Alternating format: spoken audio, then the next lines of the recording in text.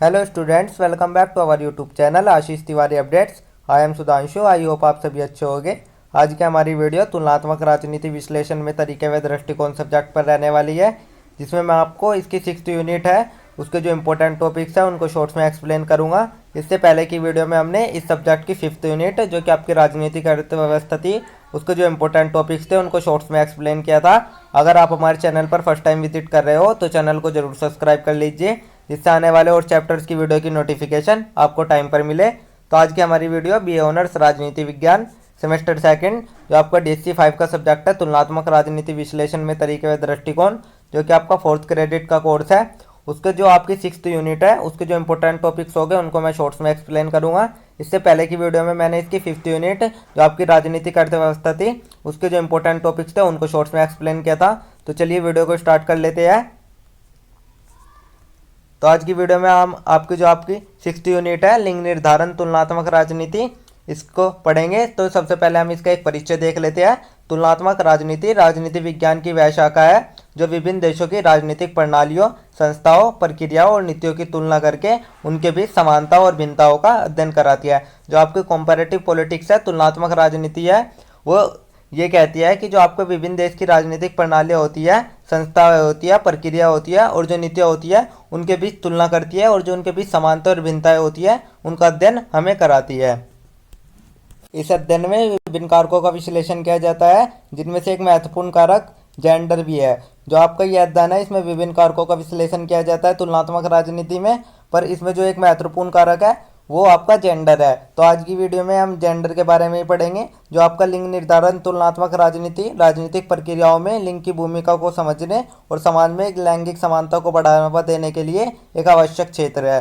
जो आपकी लिंग निर्धारक तुलनात्मक राजनीति है वो आपकी जो राजनीतिक प्रक्रिया में लिंग की भूमिका है उसको समझने के लिए, जो समाज में लैंगिक समानता है उसको बढ़ावा देने के लिए एक प्रकार से आवश्यक क्षेत्र है। इसके माध्यम से हम विभिन्न देशों की राजनीतिक प्रणालियों का तुलनात्मक अध्ययन करके यह जान सकते हैं कि लिंग आधारित नीतियाँ कैसे बनाई जाती है और उनका समाज पर क्या प्रभाव पड़ता है।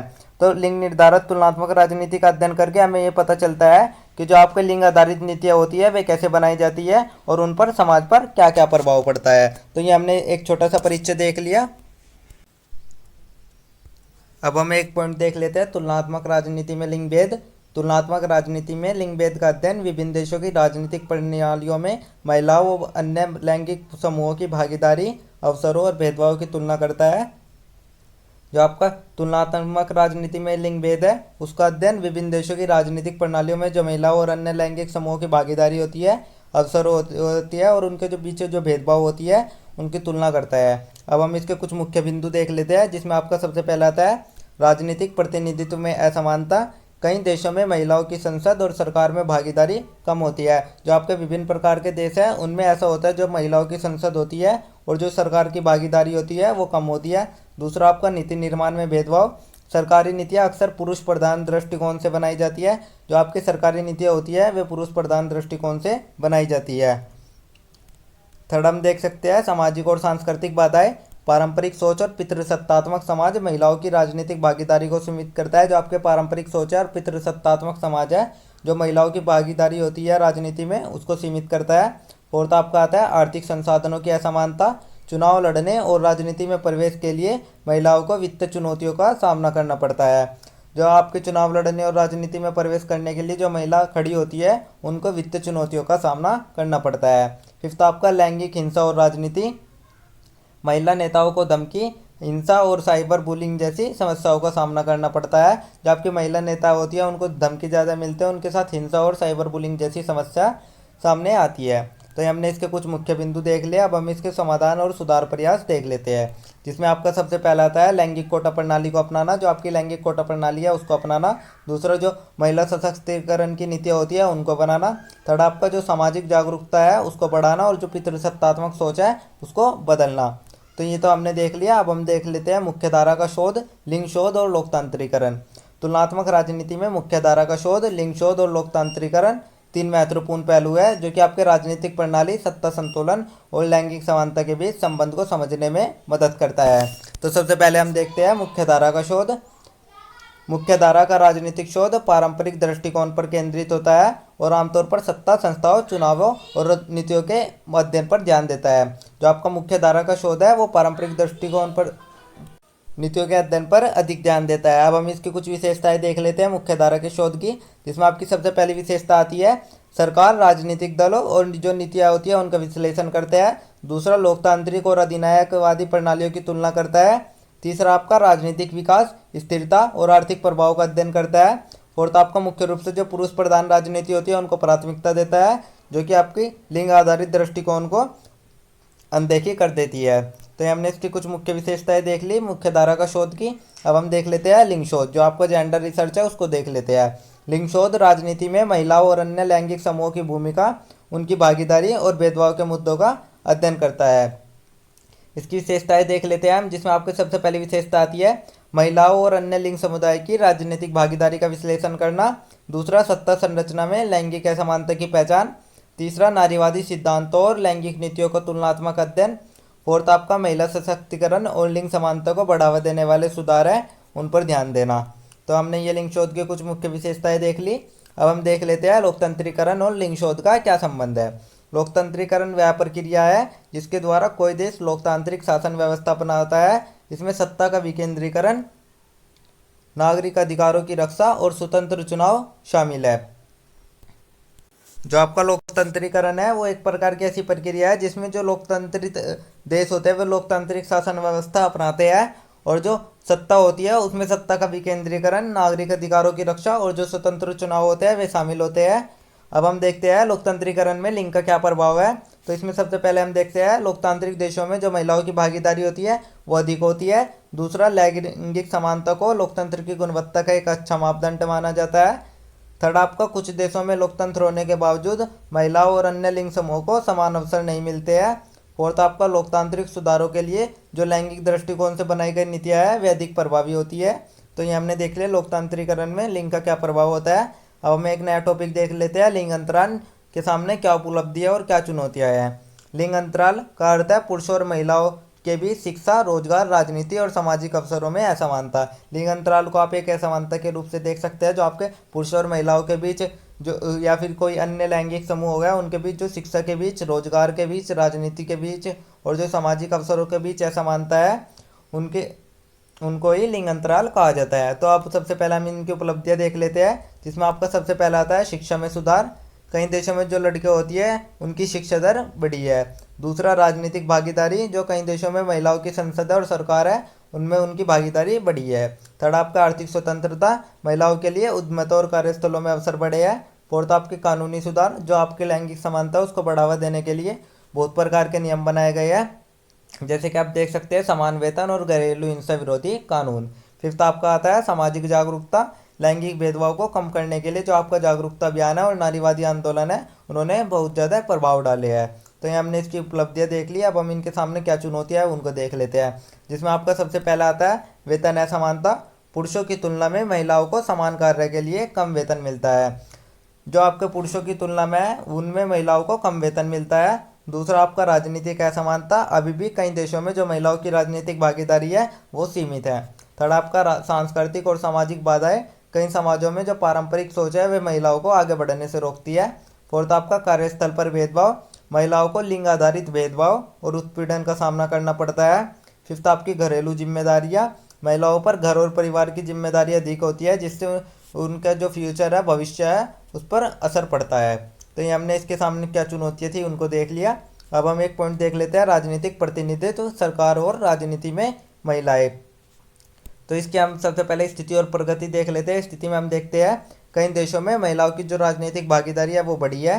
दूसरा, जो कुछ देश है उनमें लैंगिक कोटा प्रणाली लागू कर दिया गया है, जिसमें क्या होता है उसमें महिलाओं को जो सांसद होते हैं और स्थानीय निकाय है उनमें आरक्षण मिलता है।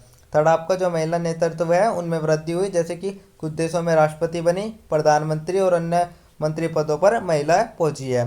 तो ये हमने स्थिति और प्रगति देख ली। अब हम देख लेते हैं इनके सामने क्या चुनौतियां हैं। सबसे पहला आता है कम राजनीतिक प्रतिनिधित्व, अब भी कई देशों में महिलाओं नेताओं की जो संख्या है वो सीमित है। सेकंड, आपका आता है सामाजिक और सांस्कृतिक बाधाएं, पारंपरिक सोच जो महिलाओं की राजनीति में भागीदारी है उसको हतोत्साहित करती है। थर्ड आपका आता है आर्थिक असमानता, चुनाव लड़ने के लिए जो महिलाओं के पास पर्याप्त है संसाधन है वे नहीं होते हैं।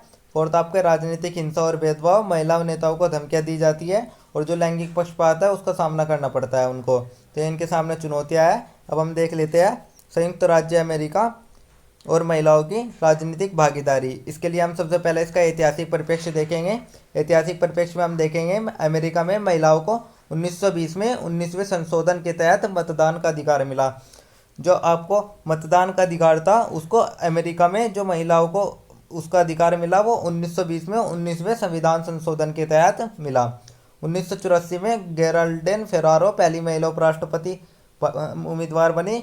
जो 1984 में पहली राष्ट्रपति उपराष्ट्रपति उम्मीदवार महिला बनी वो थी आपकी गेराल्डीन फेरारो। थर्ड आपका 2016 में हिलरी क्लिंटन पहली महिला राष्ट्रपति उम्मीदवार बनी। तो हमने इसका ऐतिहासिक परिप्रेक्ष्य देख लिया। अब हम देख लेते हैं वर्तमान स्थिति। जो कांग्रेस में महिलाओं की भागीदारी है वो 2023 तक संयुक्त राज्य कांग्रेस में 27% महिलाएं हैं। जो आपका संयुक्त राज्य कांग्रेस है उसमें 27% महिलाएं हैं। उच्च पदों पर महिलाएं जैसे आपके कमला हैरिस जी थे 2021 में, वे अमेरिका की पहली महिला उपराष्ट्रपति बनी। दूसरा आपके जैसे कई महिलाएं हैं वे सीनेटर, गवर्नर और मेयर के रूप में कार्यरत है।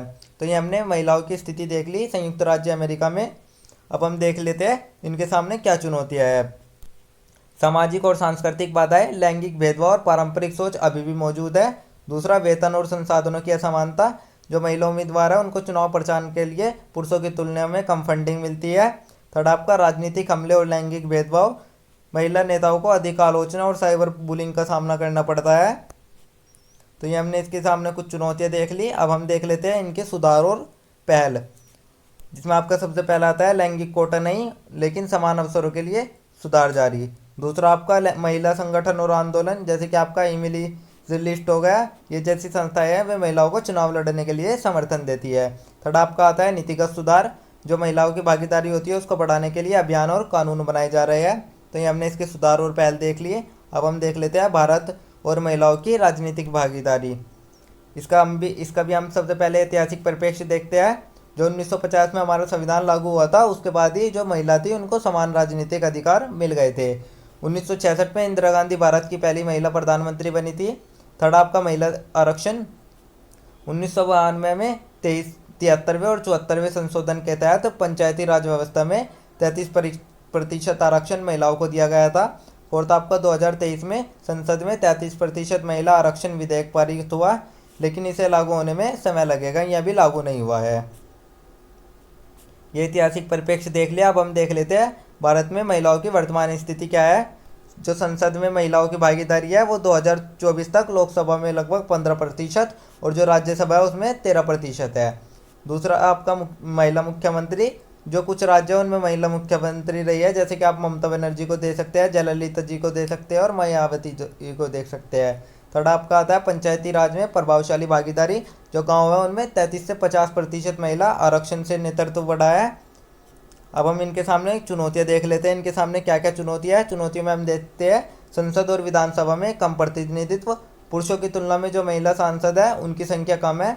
सेकंड, राजनीतिक और सामाजिक बाधाएं, परिवार और समाज में पारंपरिक सोच महिलाओं के राजनीतिक परिवेश में रुकावट बनती है।